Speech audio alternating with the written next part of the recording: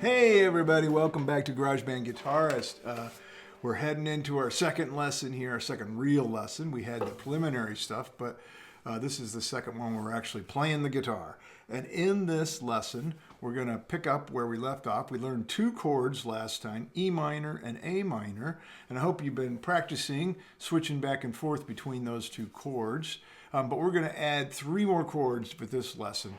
The G, the C, and the D. And I think it's very fair to claim that G, C, and D are the most important and most pervasive chords in guitar playing, especially in the kind of music that we're talking about in this course.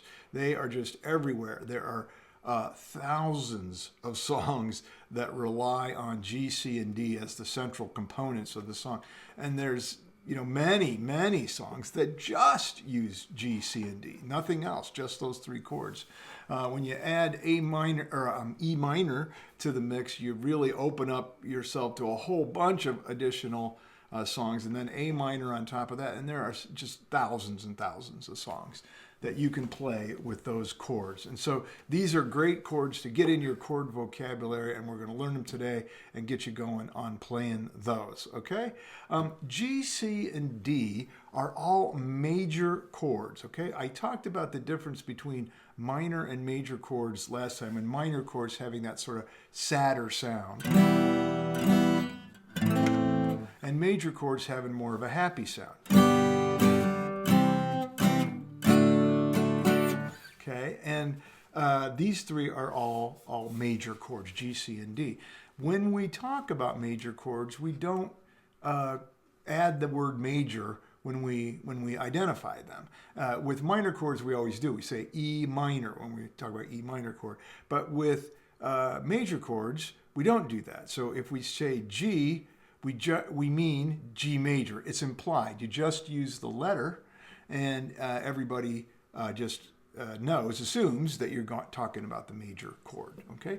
And so you don't see G major written out like that, and there's not a special notation for it. You just use the letter, and everybody knows that you're talking about a major chord, okay? The chords are all named on the basis of the root note, and we're not going to spend any time on that in this lesson, but we are in a subsequent lesson. We're going to understand a little bit more about what a root note is. But that is the first note in the scale that's underlying the chord, okay? So just so you know that there's something called the root note, and that identifier, the G, the C, the E, and the E minor, that's the root note of the chord, okay? And that's going to be important very shortly to understand more of, but we're going to skip that for now. But I just wanted you to know, in case you were wondering, why is this one called G when there's other notes in it and things like that, okay? All right, let's go ahead and learn these three chords. It won't take too long. It's pretty straightforward. What we're going to do is I'll put up the chord chart here, the ones we learned about last time, and I'll just talk you through how to make the chord on your actual guitar neck, okay? So let's start with the G chord, the ubiquitous everywhere G chord. And here's the chord chart, and this follows the same system that we talked about last time. So in the G chord, there's going to be three notes that we're going to fret. So we got to use three fingers on this one. And what we do is we're going to put one finger on the third fret of the E string, the low E string, and then we're going to put one finger on the third fret of the high E string. Those are both going to produce G notes, okay? And then we're going to put one finger on the A string, and that's going to produce a B note. So here's how we do that, okay? So take your middle finger, that's where we're going to start here, your number 2 finger in the guitar world, and put it on the low E string on the 3rd fret. So that's the note you're going to produce with your middle finger on that string, okay? Then take your, let's do the index finger next. Index finger is going to go, your number 1 finger is going to go on the A string, on this string, on the 2nd fret, and it's going to produce a B note. So now we've got these two notes. That's what yours should sound like. Okay? And then we're going to take our ring finger and we're going to stick that in back here on the high E string. And we're going to put it down on the 3rd fret as well. And that's also going to produce a G. Much higher G than this one, but it's still a G. Okay? And then we have 3 open strings in the middle. You can see that. That's the notes that we tune those strings to again. D, G, and B. Okay? And so when we play all of that, we get our G chord. Okay? It's a very nice sounding chord, and part of it has to do with the way the notes progress in the actual chord on a guitar, but it's very pleasant sounding. People like the G chord a lot. Okay? Now, most people don't find this one terribly hard to finger because when you have your first 2 fingers like this, it's fairly natural to curve your number 3 finger, your ring finger in here, and grab that G note on that high E string. So this one's, most people don't find it terribly difficult. I mean, all of these take a little bit of practice, but most people don't struggle with the G chord too much. All right, so that's our G chord. All right, let's do the D next. Okay, the D chord is one that is not quite as natural to people, and you have to work at it a little bit more. It's not terrible, but you do have it doesn't, the initial position doesn't feel quite as natural. So here's the D chord, and what we're going to do is we're going to make a little triangle here on our upper 3 strings. Okay, so you can see that little triangle there, and the 1 and 2 are kind of the base of the triangle, and then you've got the 3 is the point of the triangle there. And so what you want to do to make this chord is start with your 2nd finger, your middle finger, and you're going to put that on the 2nd fret of your high E string, right there. Okay, and then same fret, but just over 2 strings, you're going to put your index finger right there. Okay, and we still got that 1 in the middle, and this is where the little stretch comes in terms of making the form that doesn't always feel natural to people. Okay, so you're going to take your ring finger and you're going to put it on the B string on the 3rd fret to make the point of that little triangle. And so that's what it looks like when you've made what's in the chord diagram right there. Okay, and it sounds like that. Okay, that should be what yours sounds like, or approximately, as you're getting used to it. So that's the D chord. Now, there's one thing that's different about the D chord than the ones we've played so far, which is that you don't strike all the strings when you play a D chord. Okay, and you see that little X up there on the side on the low side of the chord chart. That is indicating that we don't play that string. Okay, so we play the next 2, the A and the D string, but we don't play that lowest string. Why don't we? Well, because a D chord is made up of D, F sharp, and A. Those are the 3 notes in a D chord, and this string is playing an E. That's not in the D chord, and so it sounds bad when you play that string. So you don't want to play that string. There's 2 ways of coming at that. The first one is just skip it. Just, you know, you got to pay attention to where you're striking the strings, but just don't hit the lowest string. Okay. Of course, I hit it right when I said that, but you just don't hit it right. A better way, actually, in my opinion, is to mute the string. Okay, so you might hit it by accident, but if you have it muted means you're touching it lightly in some way to prevent it from ringing out. Okay, and the easiest way to do that is to kind of flop your thumb over the top and just let it lightly touch that string, and then you don't have to worry about whether you hit it or not because you're stopping it from ringing. Okay. Now that might be hard for you to do at first when you're still trying to just get this darn thing together and get your fingers on it. So don't worry about it too much, but I wanted to point it out as something that you might find fairly easy to do as you get further down the road and just make your playing of your D chord a little bit easier, okay? All right, so that's the D chord. We've got 2 out of the 3 done already. Let's go on to the C chord, okay? Now the C chord, people generally perceive this one as being a little bit tougher, okay? Now it's not terribly bad. We're going to do harder ones before we get done, but the people find this one a little bit more challenging to put their hand in that position for the most part. So here's the chart, and we're sort of making a little line across the neck here, 3, 2, 1, and that's what we're going to do is get our, again, using 3 fingers.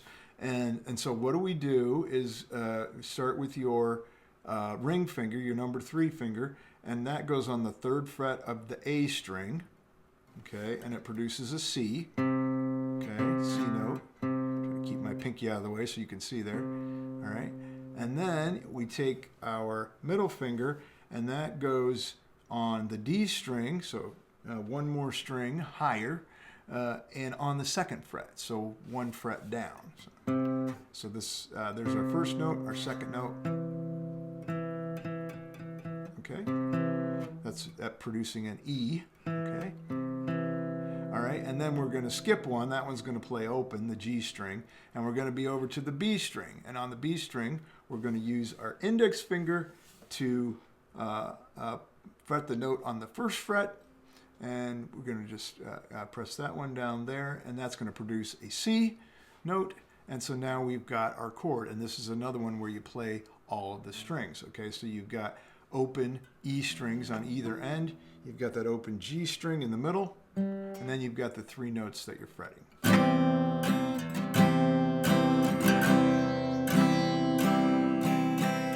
All right, so that's the C chord. Why do people find that a little more? Well, you'll feel it when you put it on there. It's a little bit of a stretch when you do it. Now, some people find the hard part of it is getting their ring finger into the right position. Okay, so they're okay with these 2 up here, but then it's hard to reach that one. I think that's the most common challenge. But other people find that these 2 are fairly easy to keep into place, and what's hard is to get that that index finger in the right spot on the B string, right? And so you know, it's just a little bit of a stretch compared to what your hand usually does, and so it's going to take a little bit of practice to do that. But that's the C chord. And now I want to give you some tips as you're, you know, trying to work with chords where you're having a little bit of challenge with it. I'm going to use the C chord to demonstrate this a little bit, okay? So just some little tips and tricks to help you get that to be a little bit easier. The first thing is to try to do switching between related chords, okay? So when you're practicing switching and trying to get into that C chord, it's harder to go from G, where you're moving all of your fingers, to C, to something else where there's some shared notes between the 2 chords that you're switching between. And we did that last time with the E minor and the A minor chord. When we did that, you'll remember that we didn't move our middle finger, right? So we had the E minor chord and we had the A minor chord, but our middle finger stayed on the same spot. Well, there's something like that with the C chord too. We already know A minor chord, we learned that, and the A minor chord is very closely related to C. So if you're in the A minor position, you're just picking up your ring finger and you're putting it over here on the 3rd fret of the A string to get that C note, right? So the other 2 fingers stay the same when you're going between A minor and C. And so if you practice that transition,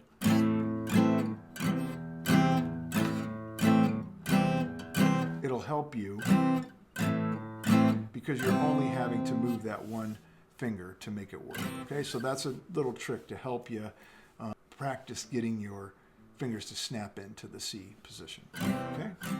The second thing I will say, the little piece of advice, is when you're playing, there's a tendency, and I still do this sometimes. I think we're all trained to do it because we see these guitar players and they're playing something and they're they're like grimacing and they're bending the note right, and and it feels like they must be pushing so hard against the strings, and so we tend to push down on the strings harder than we really need to, and so you've got to watch that.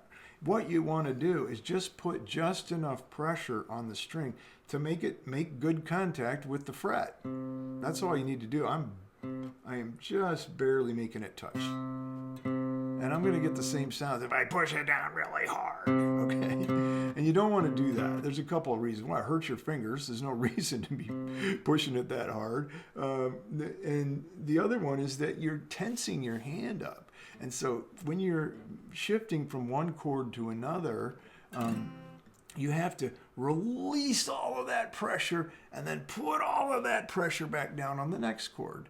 And that takes more time and more effort and more transition energy compared to if you're doing it lightly and you're just barely touching it. It's so much easier and quicker to get from one to another. So if you're having trouble, maybe try to pay attention to how hard you're pushing those strings on. And remember that you just have to touch them on the frets. You don't have to ram them into the fretboard. They just touch them on the top of the fret. Okay, so that's another thing. And then just related to that is just trying to relax your hand. Okay, this is a real challenge when you're starting off, and you shouldn't beat yourself up if you're feeling a lot of tension in your hand. And this is going to go on for a while particularly as you learn new things.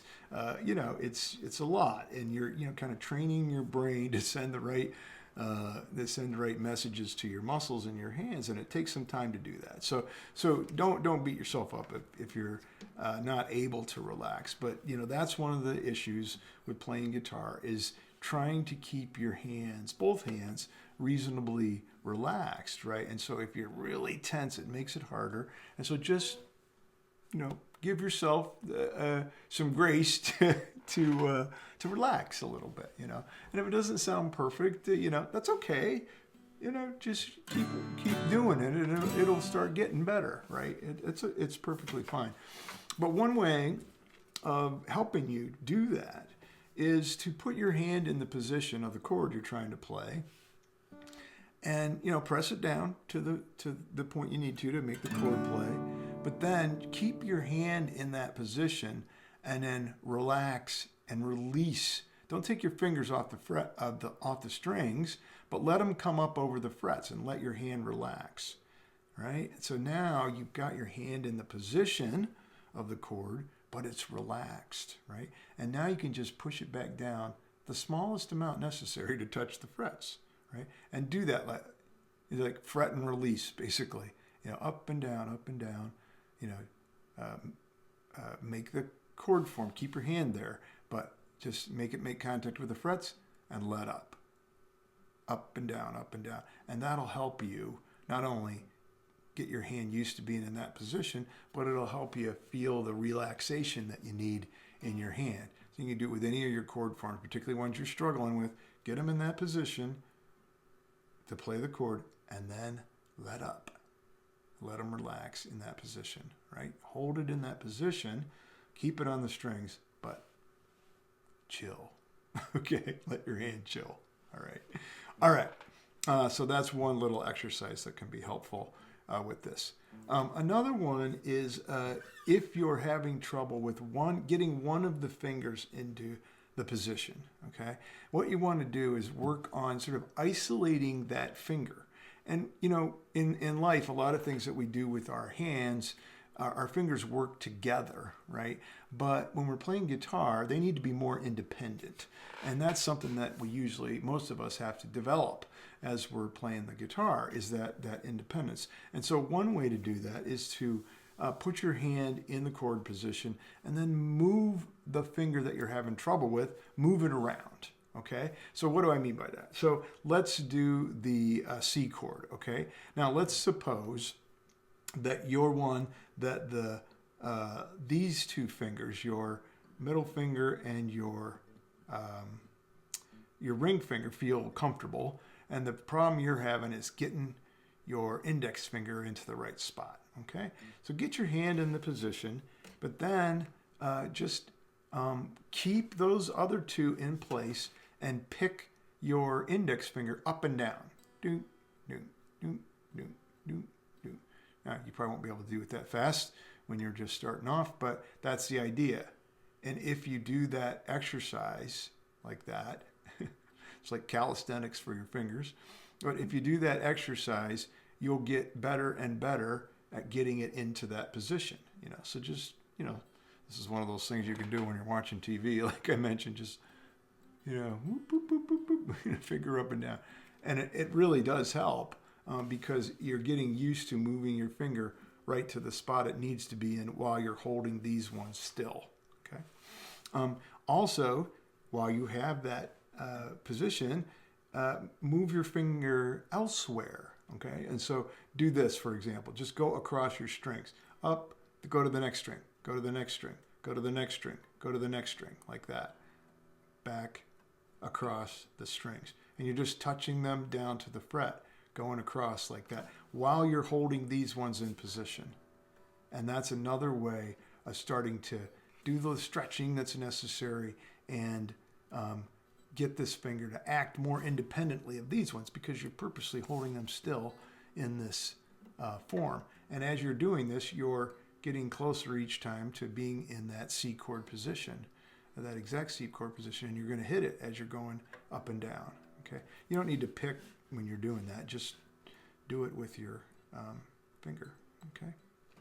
All right. Same thing with the other end, right? So you, if you're having more trouble getting your ring finger into position, and these two are okay, then you want to do the same thing I was just talking about, but do it with your ring finger. So up and down, up and down, up and down, up and down. You notice my pinky likes to be a companion to my ring finger. That's something I'm still working on. It's more challenging because of the actual anatomy of your fingers. It's more challenging to get your pinky to be independent of your ring finger. But at any rate, do that, and I should say, do the same thing of moving that finger around. So have it go up and down the frets like that, just so you're holding these two in place and you're moving this one around. And that will really help you. You'll feel a little bit of stretching in there as you're doing that, and it'll help develop the independence of that ring finger. Okay? So, and that'll really help you with, and you can do that with other chords too. Just think about where the struggle is as you're making a particular chord and do the ups and downs and moving the finger around the one that you're having problems with. Okay? That'll help you a lot. All right, that's it for this lesson. How about that? So now you know 5 chords, and the next lesson, what we're going to do is actually go through a bunch of songs that you can play with those chords, okay? And so you'll be able to go at it, okay? Now, you're going to have challenges in playing these smoothly for a while, and that's fine, that's normal. But you just keep at it, and you'll keep getting better, and before you know it, you'll be able to jam out on lots of songs. But I'm going to give you some examples of ones that are pretty easy to play, and you can turn on the music and play right along with them, and I'll show you all about that in the next lesson. The charts, the chord charts that I'm putting up in the lessons, it occurred to me that you might like to actually have them on a piece of paper in front of you when you're practicing, so you don't need to have the video running after you've learned the chord forms. You might want to have this in front of you. And so there's a link in the description, and you can download a PDF that has the chord charts from the last 2 lessons on it. You can just print them out and set it out in front of you there. So, all right, everybody, that's it for this lesson. See you next time on GarageBand Guitarist.